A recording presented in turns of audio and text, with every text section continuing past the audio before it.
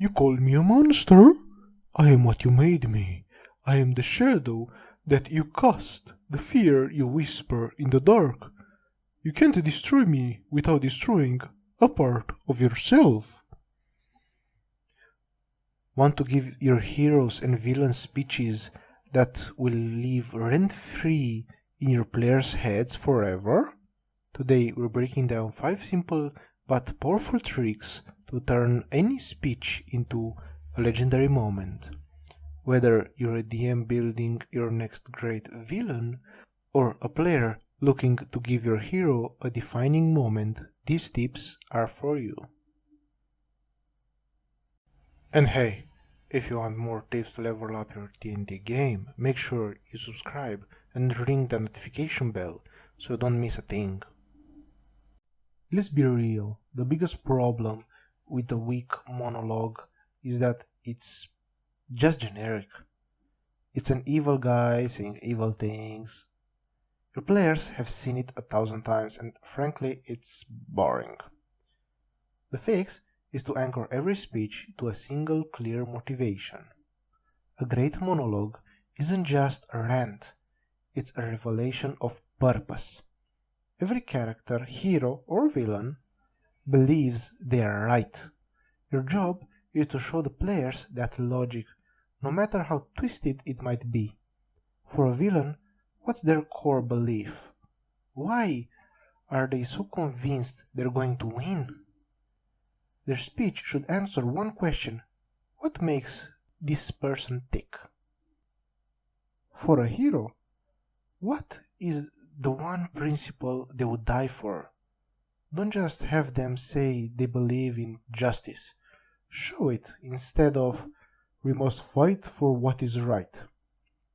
Try something like, I have seen the farmers stand against soldiers, and children share their last piece of bread. That is the good in this world, and I will not let it be extinguished. Once you find that why, the words will feel authentic and hit so much harder. We've all been there.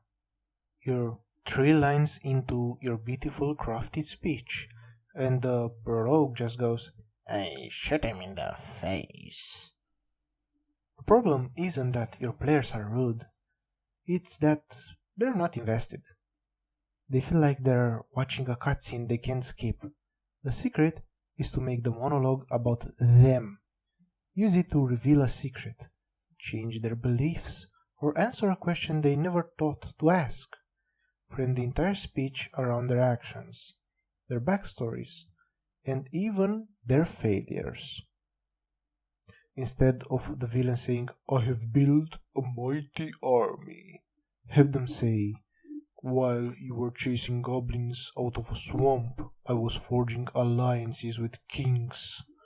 While you rescued a single village, I united an empire under my banner. Your small victories have been nothing but a distraction. Suddenly, the players are hooked. The monologue isn't just background noise, it's personal. It raises the stakes and makes them desperate to hear what comes next. A rambling monologue is a forgettable one. If a speech just fizzles out, it's probably because it lacks clear structure. A simple but super effective framework is the 3-part combo: hook, heart, and action. First, the hook. This is where you grab their attention, usually by making it personal, just like we talked about. It's a bold statement or a sharp question that makes them lean in. Second, the heart. This is your core message, the why, from our first tip. This is where you reveal the villain's twisted logic or the hero's unshakable belief. Finally, the action. A monologue should never just end. It needs to push the story forward. Maybe the villain reveals they just poisoned the king, or a hero makes a vow to reclaim their homeland. It's the what now that leaves everyone on the edge of their seats. Hook, heart, action. Use this simple structure and your speeches will have a natural rhythm and a powerful impact. You could write the most brilliant speech in the world, but if the delivery falls flat, so does the moment. We often get nervous, rush through the lines, or speak in a monotone. You don't have to be a professional voice actor. Just focus on two simple performance keys: pacing and pauses. Your delivery can add immense weight to your words. When you get to a critical line, slow down. Let the words hang in the air. Use pauses to build tension right before a huge reveal. For example, listen to the difference. I can say this fast. It was I who betrayed the council, it was I who let the city fall, and it was I who will build an empire from its ashes. Or I can use pacing. It was I who betrayed the council. It was I who let the city fall. And it was I who will build an empire from its ashes. See the difference? Control your pacing, and you control an entire mood of the scene. Don't be afraid to practice your lines a few times beforehand. One of the biggest mistakes is thinking a monologue has to be long and epic. In reality, the longer a speech gets, the most likely you are to lose your audience. The solution? Embrace less is more. A few powerful, well-chosen lines will be far more memorable than a 5-minute lecture.